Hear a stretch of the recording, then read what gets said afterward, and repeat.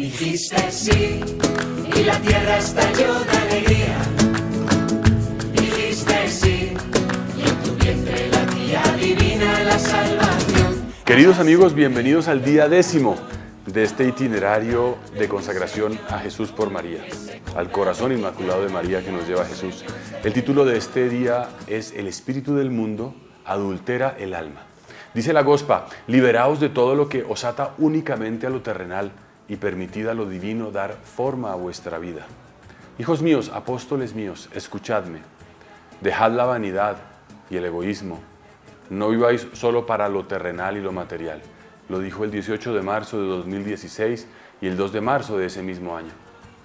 Todo el mundo, en todas las partes y en diferentes épocas de la historia, ha nacido con sueños, con planes. Nuestro protagonista de hoy se llama Carlos. Ayer teníamos a Conte, hoy es otra persona que nos comparte un testimonio.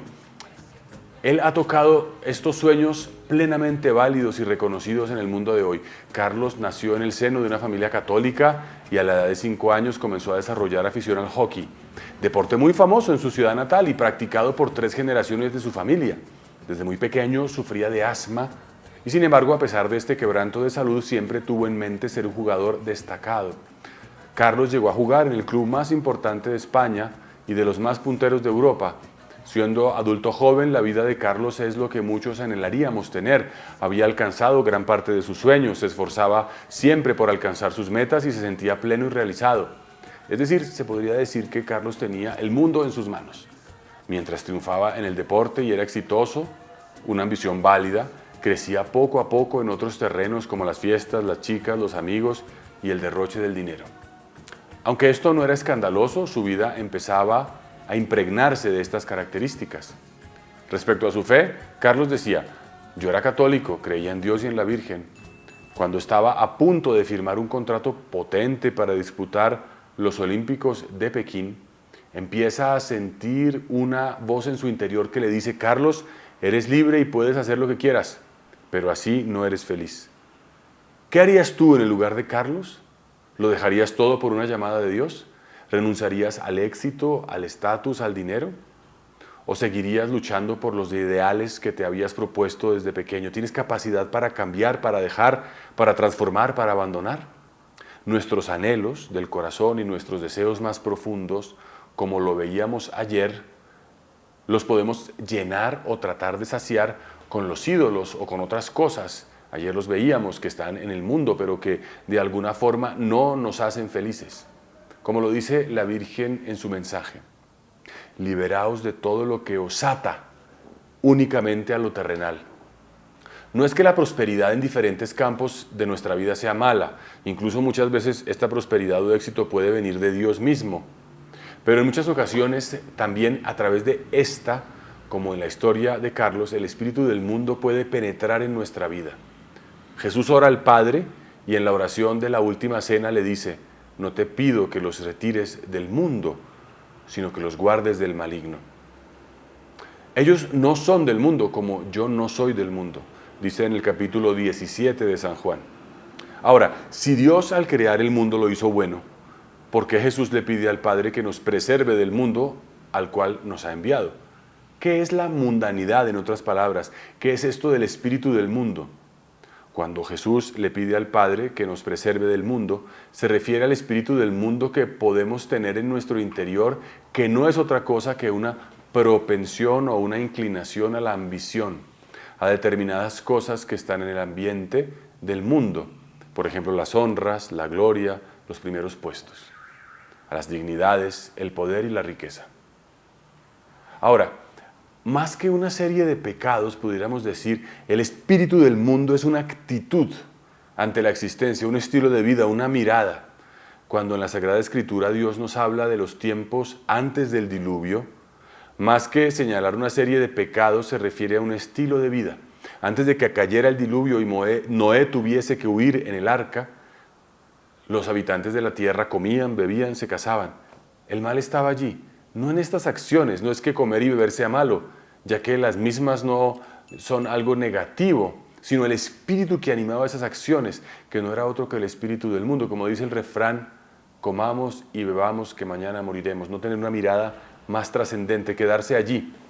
El Papa Francisco, por ejemplo, en varias de sus homilías nos habla del espíritu del mundo y nos ha dicho que es la cultura de lo efímero, de los valores superficiales, de la apariencia, del triunfalismo, de hoy sí y mañana no, del relativismo. Es una cultura sin lealtad, que no tiene raíces. Es una forma de vida también de muchos que se llaman cristianos, pero que en el fondo son mundanos. El espíritu del mundo nos hace inconscientes hasta el punto de no diferenciar el bien del mal, de normalizar todo, de tranquilizar la conciencia con todo. El espíritu del mundo, como lo menciona la Virgen, nos inclina hacia el egoísmo, hacia la hostilidad y la injusticia. El espíritu del mundo nos envuelve en una vida sin oración, sin anhelo del cielo, perdiendo poco a poco la gracia y el sentido de lo sobrenatural. Nos sentimos satisfechos y cómodos con los bienes de la tierra y buscamos siempre el éxito en los asuntos temporales y terrenales. El espíritu del mundo es el espíritu de suficiencia del hombre que ha aprendido a bastarse sin Dios. Es exactamente una autosuficiencia.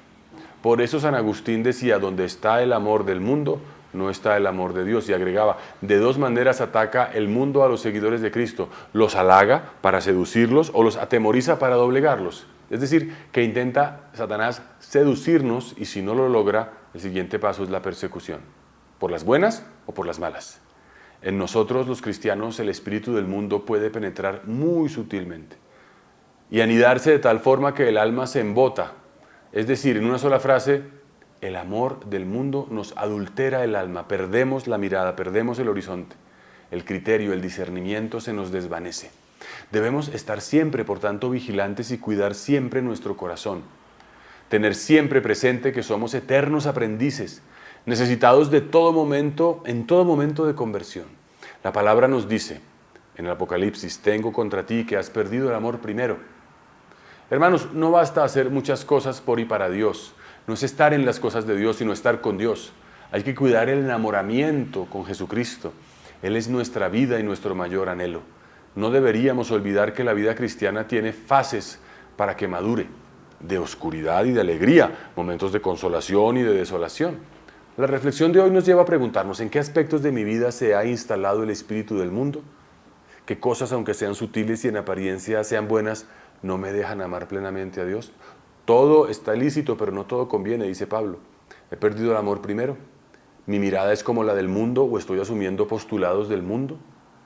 Y si no lo sabemos, pidamos al Espíritu Santo que nos muestre para que podamos renovarnos y acoger la invitación de nuestra Madre que nos dice, hijos míos, apóstoles míos, escuchadme. Dejad la vanidad y el egoísmo, no viváis solo para lo terrenal, lo material, liberaos de todo lo que os ata únicamente a lo terrenal y permitid a lo divino dar forma a vuestra vida. Pidamos la gracia de abrir los ojos y el corazón a la realidad para transformarnos constantemente en la renovación de la mente, como lo dice la carta a los Romanos, siendo conscientes de que solo Dios puede dar a nuestra existencia esa plenitud tan deseada y sin embargo tan difícil de alcanzar. Que sea el Espíritu Santo quien nos guíe en este día de hoy y que el Señor los bendiga a todos en el nombre del Padre, del Hijo y del Espíritu Santo. Amén. Hasta mañana. Dijiste sí y la tierra estalló de alegría.